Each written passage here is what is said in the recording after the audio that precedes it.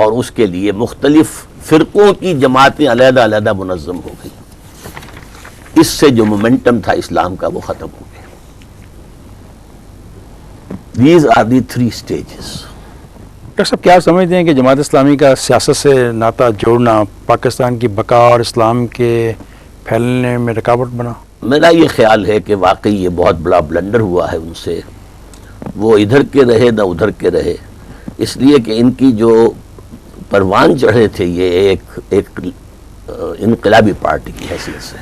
اگر دین میرے اگر آپ تین الفاظ کو بمقابلہ تین الفاظ کے لے آئیں، Jamaat Islami in my eyes from 1941 to 1951 it was ایک اصولی اسلامی انقلابی جماعت. 3 words: اصولی اسلامی انقلابی جماعت. 51 میں الیکشن میں حصہ لے کر اب یہ بن گئی اسلام پسند قومی سیاسی جماعت. سر اگر وہ دین کو لانا چاہ رہے تھے تو پھر کیا کرتے وہ؟ کوئی انقلابی اقدام، عوامی ایک جو ہے فضا تیار کر کے، ذہن تیار کر کے. آپ نے جماعت اسلامی کے حوالے سے ایک جگہ لکھا، ایک تحریک 9 سال کوئی معمولی چیز نہیں ہوتی ہے، اس عرصے میں تو تحریکیں اتنا کام کر لیتی ہیں جو آئندہ کے لیے فیصلہ کن ثابت ہو. اگر ہم آپ سے یہ سوال کریں کہ 33 سال سے آپ کی جدوجہد جاری ہے تو آپ نے اتنے عرصے میں کیا حاصل کر لیا، تو آپ کا کیا جواب ہوگا؟ میرا یہ ہوگا کہ یہ اپنے اثرات ظاہر کرے گی. کب؟ اب بھی ظاہر کر رہی ہے. کیا؟ آج ظاہر یہ کر رہی ہے کہ بہت بڑے پیمانے پر قرآن مجید کا درس اور ایک انقلابی اس کا میسج جو ہے عام ہو رہا ہے. سر ایک سیکنڈ، میرا سوال بھی یہی تھا، ان قرآن مجید کے درس سے کیا کبھی بھی پاکستان میں کسی نے بھی آپ کو روکا؟ نہیں، مجھے نہیں روکا. اچھا، اگر کسی کو بھی نہیں روکا. اگر کسی کو بھی نہیں روکا گیا تو جس جدوجہد کی بات آج آپ کر رہے ہیں کہ آپ پچھلے اتنے سال سے درس قرآن کر رہے ہیں اور اس درس قرآن کے نتیجے میں ایک ایسی فوج، ایک ایسی ٹیم، ایک ایسا گروہ بن جائے گا جو اصولوں کی طرف، جو حقیقت کی جانب جائے گا، تو باقی لوگ کیا کرتے رہے؟ آئی ایم ناٹ جواب دے. آگے چلتے ہیں آگے. اگر اسلام نظام واقعی اس دور میں قابل عمل ہے تو آپ کس ماڈل کی اختیار کریں گے؟ سعودی، ناٹ ایٹ آل، ایرانی یا طالبانی؟ Not at all. طالبان کا تو ابھی نظام وجود میں آیا ہی نہیں تھا، آؤٹ آف کوسچن. ابھی تو طالبان نے لے دے کر چند قوانین نافذ کی. ڈاکٹر صاحب آپ نے یہ بھی کہا کہ امام مہدی کا ظہور ہونے والا ہے اور جو طالبان ہیں اس کی فوج ہے. میں نے نہیں کہا.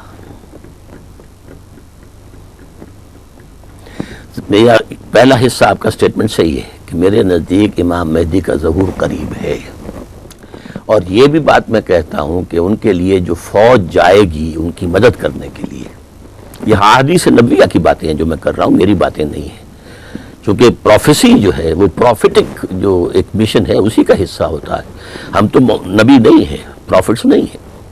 حضور نے فرمایا کہ عرب کے اندر اس طرح کا معاملہ ہوگا کہ ایک بادشاہ کے انتقال کے بعد ایک خانہ جنگی ہو جائے گی، پھر ایک شخص وہاں سے مدینے سے چھپ کر بھاگے گا مکے اور چھپ جائے گا. آپ نے کہا کہ سن 1962 میں امام مہدی کی پیدائش ہو چکی ہے. جی، میرا گمان ہے کہ 1962 میں، یعنی جو حالات اینڈ ٹائمز کے بارے میں احادیث میں آتے ہیں وہ اب اتنے نزدیک نظر آ رہے ہیں کہ غالباً امام مہدی کا ظہور اب قریب ہے.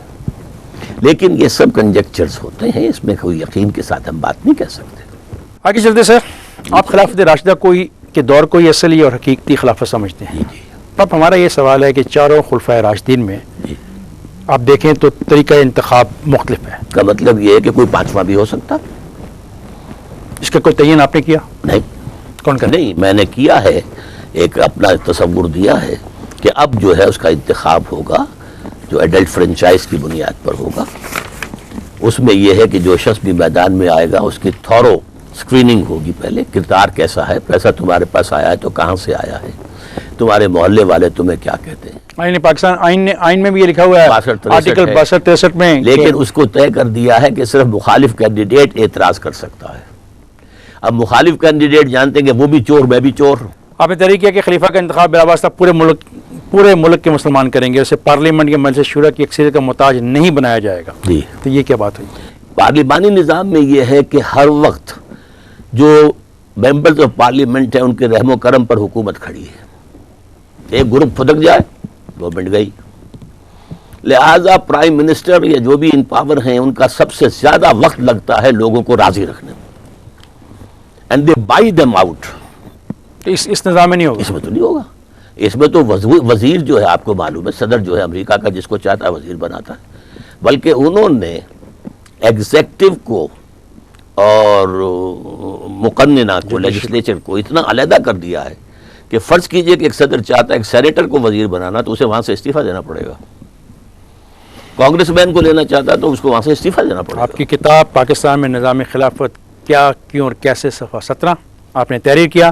سیاست و ریاست کے سلسلے میں شریعت اسلامی نے صرف اصول عطا کیے ہیں، اس کی کوئی شکل کا تعین نہیں کیا. جب سیاست اور ریاست کی کوئی شکل بھی لازم نہیں ہے تو موجودہ نظام حکومت میں کیا خرابی ہے، اور خلافت ہی کو آپ واحد نظام حکومت کے طور پہ کیوں لینا چاہتے ہیں؟ جو خلافت کو تو اس لیے کہ مسلمان ہیں، ہمارا ایمان خلافت پر ہے. ہمارے جبکہ اسلام میں تو تعین ہی نہیں ہے. اسلام میں خلافت کا تعین کہاں ہے؟ کچھ اصولوں کا تعین ہے، ڈیٹیل نقشوں کا تعین نہیں ہے.